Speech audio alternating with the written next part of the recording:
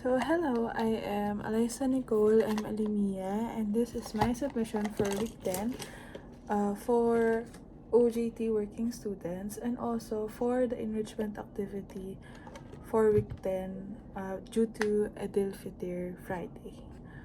So we were tasked to submit a short video essay regarding our current experience with our WRP during this sem. So the first question is, what was your most surprising thing you learned or experienced during the first 10 weeks? So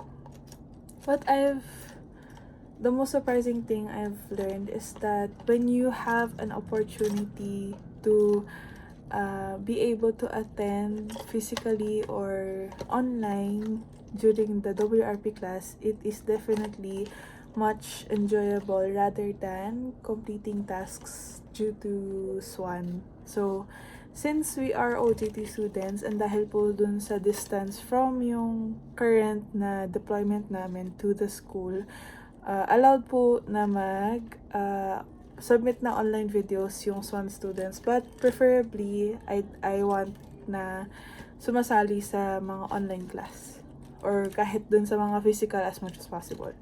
So the next is, what new skill or piece of knowledge did you acquire that you found most valuable? The thing I found most valuable while experiencing the WRP this semester is the need for time management. So kahit na busy po sa schedule, I think that isa sa mga lessons na tinuro ng WRP sa amin is even though na busy ang schedule, you have to find time for your health kasi puhunan siya kahit saan, sa lahat na aspect ng buhay mo. Puhunan siya for your future, for yung for yung endurance mo during yung work, especially sa mga health allied, pati yung mga kailangan ng physical aspect ng katawan natin. Tapos, how did your expectations for the week compare to the reality of what happened? I think that normal naman yung expectations ko. Lalabas po yung yung video, tas we have a certain amount of time to record or do it or attend yung mga online class. Pero sometimes, nabibigla ako kasi sometimes may mga video submissions that are an hour or half hour long. So, it keeps us on our toes for what might be needed for submission the following week. So, it's good na may variety po. What was the biggest challenge you faced and how did you overcome it, or how do you plan to?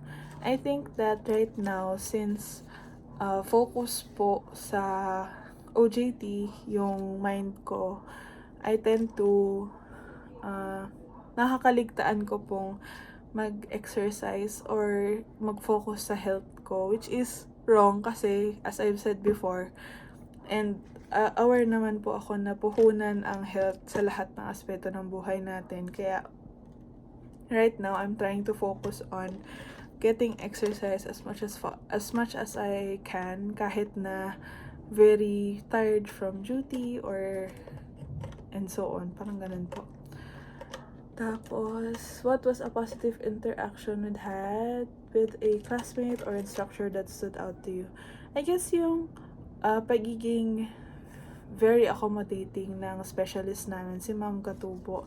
Kasi she's always able to answer my inquiries, lalo na kahit na hindi niya ako masyadong kilala dahil SWAN student nga po. Pero it's nice na I feel seen kasi sobrang bilis niyang mag-respond sa mga inquiries ko regarding sa WRP.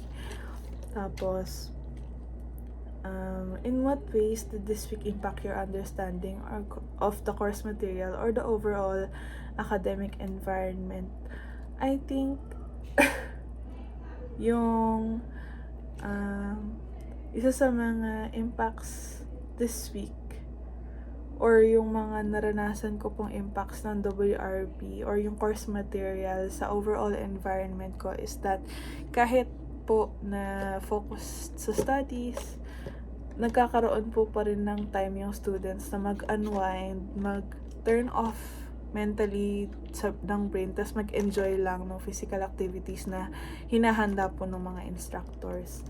Tapos, what is one thing you would do differently if you could restart the first week? As much as I can, I would like to attend yung mga physical na meetings kasi I've seen yung sa GC namin na meron pong times na games, recreational games po yung ginagawa ng class, and sometimes I feel left out, pero hindi po din talaga kakayanin ng schedule kasi yung time constraint, tapos minsan po inaabutan talaga ako ng late sa duty, kaya as much as I can, I want to attend physically yung mga classes kasi I heard na nakakatuwa naman and fun and interactive naman po yung section, pati yung instructor. Tapos, what part of the learning process or class activities did you enjoy the most? I think yung flexibility na binibigay po ng SWAN program sa mga OJT students is what I find most helpful.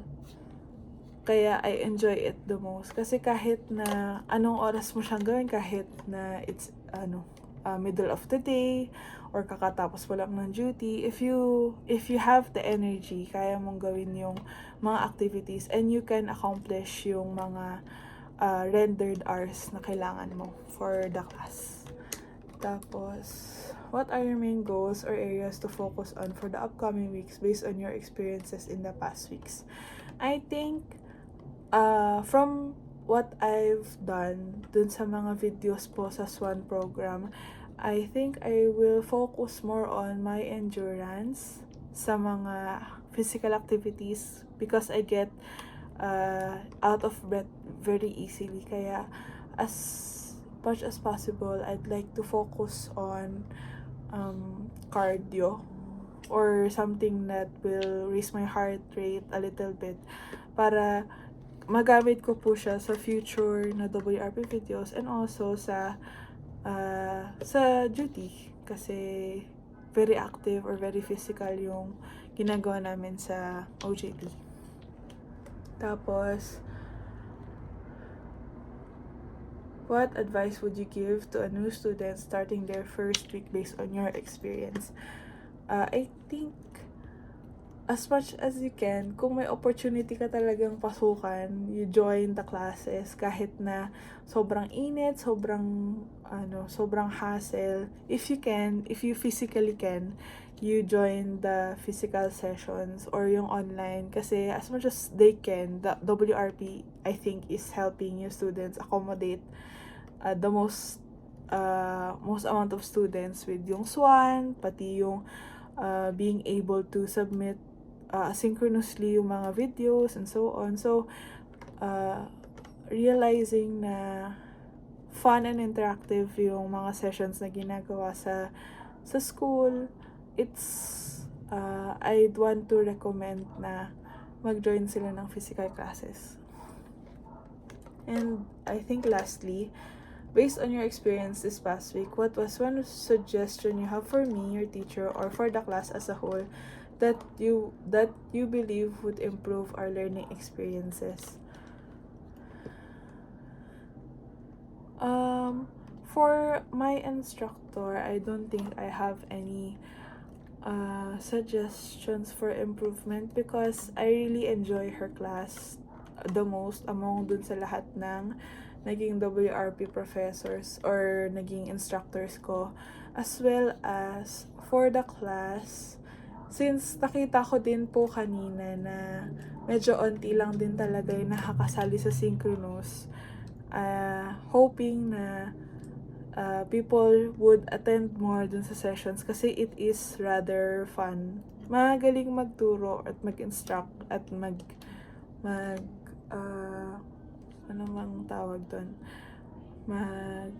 magkuha ng attention yung instructor namin. Kaya I really enjoy and I hope na more people attend the classes kahit physical or online po. Tapos, always naman na be kind to one another. Lalo na lahat naman tayo accomplish lang ng mga rendered hours. It's nice na the environment we're in, lalo na sa online or sa physical, it's a safe space for all the students to enjoy the activities. So, I think that's all the questions.